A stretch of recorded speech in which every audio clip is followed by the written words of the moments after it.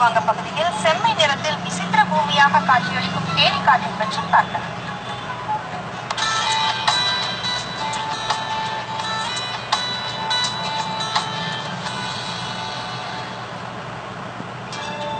தமிழகத்தில் மட்டுமல்ல, இந்தியாவில் எங்குமே பார்க்க முடியாத விசித்திரமான பூமி தேனிக்காடு. கண்ணு கெட்டிய தூரம் வரை எங்கு பார்த்தாலும் ஒரே செம்மணல். கற்கள் எதுவும் இல்லாமல் ஏறக்குறைய மாவு போன்ற பதத்தில் மிக நைசாக காணப்படும் இந்த நிலத்தில் நடந்தால் கால்கள் அரையடி அளவுக்காவது பூமியில் புதைந்துவிடும் வகையில் புதைமணலாக இருக்கும். தாமிரபரணி ஆற்றின் தென்கரை பகுதியில் கடம்பாக்குளத்திற்கு தெற்கே நாலுமாவடி, புதுக்குடி, காயாமொழி, பரமக்குறிச்சி ஆகிய ஊர்களுக்கு இடைப்பட்ட பகுதியில் தேனிக்காடு விரிந்து பறந்து கிடக்கிறது. மன்னார் வளைகுடாவை நோக்கி தெற்கு தென்கிழக்காக சற்றே சரிந்த நிலையில் காணப்படும் இந்த தேனிக்காட்டின் மொத்த பரப்பளவு 12,000 ஏக்கர் என்று கணக்கிடப்பட்டிருக்கிறது. கடல் மட்டத்திலிருந்து 15 மீட்டர் உயரத்தில் இருக்கும் இந்த தேனிக்காட்டில் உள்ள மணல் மேடு சில சமயம் கடல் மட்டத்திலிருந்து 25 மீட்டர் உயரம் வரை உயர்ந்துவிடும். ஒரு சமயம் உயரம் குறைவாக இருக்கும் இடம் காற்றின் போக்கு காரணமாக அடுத்த சில மணி நேரங்களில் பெரிய மணல் மேடாக மாறிவிடும். தென்மேற்கு பருவமழை காலமான மே மாதம் முதல் செப்டம்பர் மாதம் வரை அங்கு பலத்த காற்று வீசும் போது மணல் குன்றுகள் இடம் விட்டு இடம் மாறும் மாயாஜாலங்கள் அடிக்கடி அரங்கேறும். நிமிடத்திற்கு ஒரு முறை அங்கு காட்சிகள் மாறிக்கொண்டே இருப்பதால் தேனிக்காட்டில் திசை கண்டுபிடித்து செல்வது என்பது மிகவும் சிரமம். தேனிக்காட்டின் பல இடங்களில் முந்திரி செடிகள் அங்கும் இங்குமாக வளர்ந்திருக்கும். அவ்வப்போது வீசும் பலமான காற்று மணலை அள்ளி வந்து அந்த முந்திரி செடிகள் மீது கொட்டிவிடும். திருநெல்வேலி, தூத்துக்குடி ஆகிய இரு மாவட்டங்களிலுமாக இந்த தேனிக்காடு அமைந்திருக்கிறது. இதில் ஆச்சரியம் என்ன என்றால், அங்கே இருப்பது போன்ற செக்கச்சவேலி என்ற மணல் பகுதி அந்த மாவட்டங்களின் வேறு எந்த பகுதியிலும் காணப்படவில்லை என்பதுதான். இந்த அதிசய மணல் மேடு எப்படி தோன்றியது? வேறெங்குமே இல்லாத வகையிலான மணல் எங்கிருந்து எப்படி வந்தது என்பது போன்ற வினாக்கள் இன்னும் விடை தெரியாத புதிராகவே இருக்கின்றன. ஏதோ ஒரு மிகப்பெரிய இயற்கை விளைவு நிகழ்ந்து அதன் காரணமாக அந்த பகுதியில் மட்டும் தேனிக்காடு உருவாகி இருக்கலாம் என்று கருதப்படுகிறது.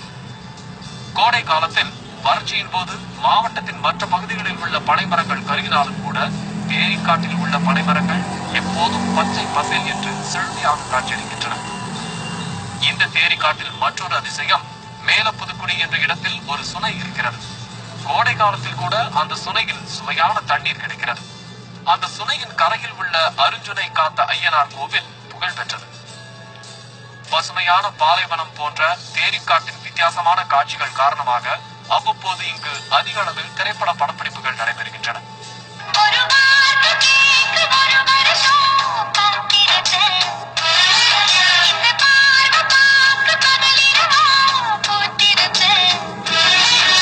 மலைகள் கம்மியானது கூட இங்க இருக்கிற ஒவ்வொரு மரங்களும் நீங்க பாத்தீங்கன்னா அந்த அளவுக்கு செழுமையா இருக்கும்.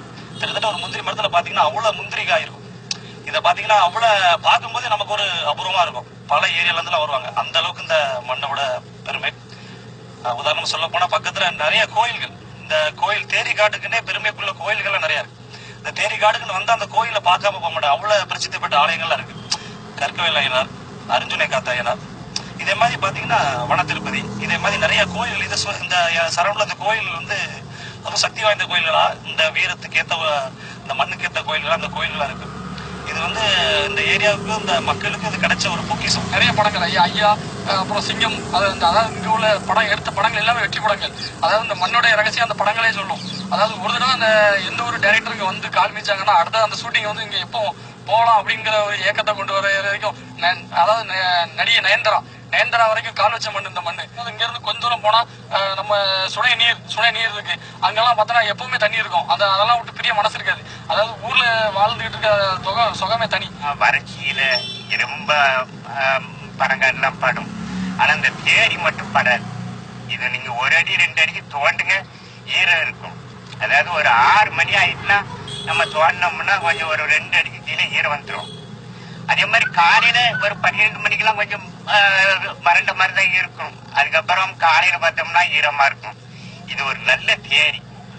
இதுல இந்த குடி தண்ணிக்கும் நல்ல அழகா இருக்கும். முன்னால நாங்க சின்ன பையனா இருக்க சொல்ல ஊத்து கிள்ளி இதுல தண்ணி தான் குடிச்சிருப்போம். செவ்வாய்க்கோளின் செந்நிறம் போன்ற மண்ணில் ஒரு அதிசயம் தான் இந்த தேனிக்காடு. தந்தி செய்திகளுக்காக திருச்செந்தூர் செய்தியாளர் முத்து சாமி.